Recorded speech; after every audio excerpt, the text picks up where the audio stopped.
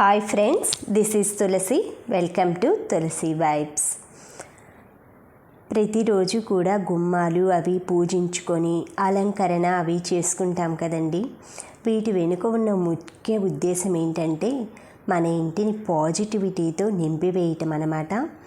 అంటే ముగ్గులు, పువ్వుల్లో, పచ్చదనంలో ఇలా లక్ష్మీదేవి పాజిటివిటీ ఉంటుంది కాబట్టి చూశారు కదండి. మామూలుగా ముగ్గు వేసిన గుమ్మాలకి, వెయ్యని గుమ్మాలకి ఇలా ఉదయాన్నే ఇల్లంతా నీట్గా సర్దేసి దీపం పెట్టుకొని చక్కగా పాజిటివ్గా ఉండే ఇంటికి ఎక్కడ పడితే అక్కడ వస్తువులు వేసి ఏవంటే అవి ఎక్కడంటే అక్కడ టవల్స్ కానీ అవన్నీ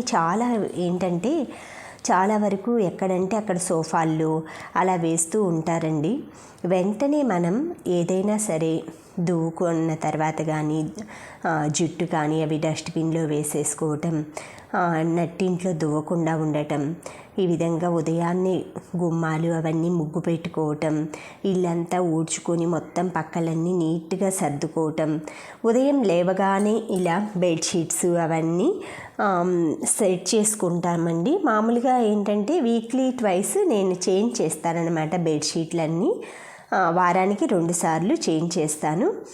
ఈరోజైతే ఇల్లంతా ఇలా బెడ్షీట్స్ మొత్తం 2 బెడ్రూమ్స్లో చేంజ్ చేసేసి ఎలా సెట్ చేసుకుంటాను, నేను ఎలా సర్దుకుంటాను బెడ్రూమ్స్ అవన్నీ ఉదయాన్నే అయితే ఇంట్లో మొత్తం పని అవ్వకముందే అండి, మాప్ పెట్టకముందే బెడ్షీట్స్ అన్నీ మార్చేసి దుమ్ము ఏదన్నా కొంచెం బూజు ఈ వాషింగ్ మిషన్ల వెనక, బీరువాల వెనక అలా ఉంటుంది కదండి, మంచాల కింద ఫ్యాన్లు అవన్నీ ఒక్కసారి అలా జాడుతోటి చీపురుతోటైతే ఒక్కసారి క్లీన్ చేసేసి మొత్తం తర్వాత చిమ్మేసుకొని చీపురుతో మాప్ పెట్టేసుకొని తర్వాత అయితే మాప్ అంటే అండి తడిగుడ్డ పెట్టేసేసుకొని ఇవన్నీ బెడ్షీట్స్ అన్నీ అయితే చేంజ్ చేసేసుకొని కాళ్ళ పట్లు, డోర్ మ్యాట్స్ ఇవన్నీ నేనైతే వారానికి 2 టైమ్స్ మారుస్తానండి. కాళ్ళ పట్టలు కానీ బెడ్షీట్స్ కానీ.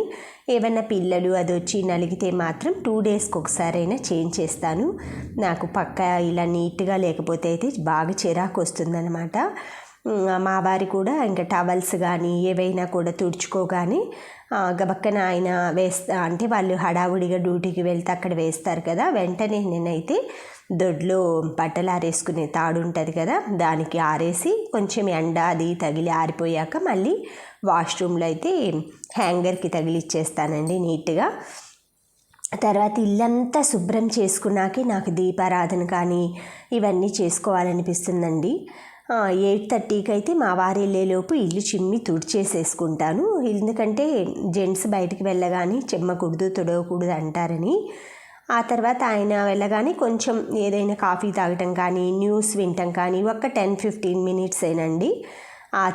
వినిన తర్వాత అయితే ఇలాగా మాప్ పెట్టకపోతే తడిగుడ్డ పెట్టేసేసుకొని స్నానం చేసి దీపారాధన అదంతా చేసేసుకున్న తర్వాతే నేను కాఫీ అది తాగుతానండి. కాఫీ ఎర్లీ మార్నింగ్ ఒకసారి తాగుతాను. నేను ఎక్సర్సైజ్కి వెళ్ళి వచ్చాక మా వారికి కాఫీ ఇస్తా కదా, అప్పుడు మళ్ళీ నెక్స్ట్ ఏంటంటే కొంచెం నాకు రిలాక్స్ అవ్వటానికి వర్క్ అంతా చేశాక కొంచెం స్ట్రెయిన్ అవుతానండి. అప్పుడు నేను ఇంకొంచెం కాఫీ పెట్టుకొని న్యూస్ కానీ లేదంటే ఇళయరాజా హిట్ సాంగ్స్ కానీ ఏఆర్ రెహమాన్ సాంగ్స్ కానీ మనకి యూట్యూబ్లో ఉంటుంది కదా, టీవీ కనెక్ట్ చేసేసుకొని పెట్టేసుకుంటాను. తర్వాత నేను కాఫీ అది తాగేసి కూరగాయలు అవన్నీ బయట పెట్టి వంటకి ఈ ఉర్లీ బౌల్స్లో అయితే పువ్వులు అవి కూడా నేను వీక్లీ ట్వైస్ అంటే చలికాలం అయితే వీక్లీ 2 టైమ్స్ చేంజ్ చేస్తానండి. అదే మొన్న సమ్మర్లో అయితే డైలీ చేంజ్ చేయాల్సి వచ్చిందండి. అందుకే ఎక్కువగా నేను బంతి, చేమంతి పెట్టానండి సమ్మర్లో. అవి తీసుకొచ్చి, ఎందుకంటే అవి ఎక్కువ రోజులు ఉంటాయన్నమాట. ఇవి గన్నేరు పూలు కూడా ఉంటాయండి, కానీ 3 డేస్ అవ్వగానే కలర్ చేంజ్ అవుతాయి. ఇది మన దొడ్లో మందారం.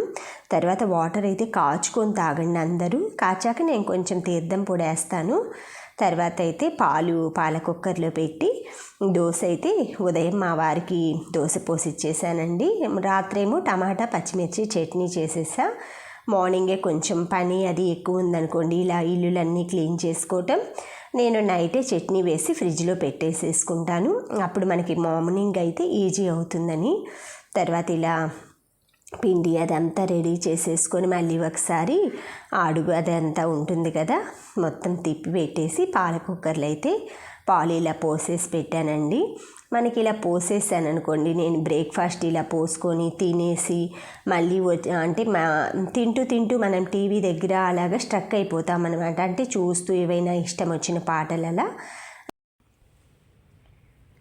ఇలా మనం పాల కుక్కర్లో పెట్టేసేసామంటే మనం బ్రేక్ఫాస్ట్ చేసి అన్ని పనులు చూసుకొని వచ్చినా కూడా అది పొంగకుండా కూడా ఉంటుందండి. ఏవైనా కూడా మనకి పాలు కాగిందంటే విజిల్ వస్తుందన్నమాట.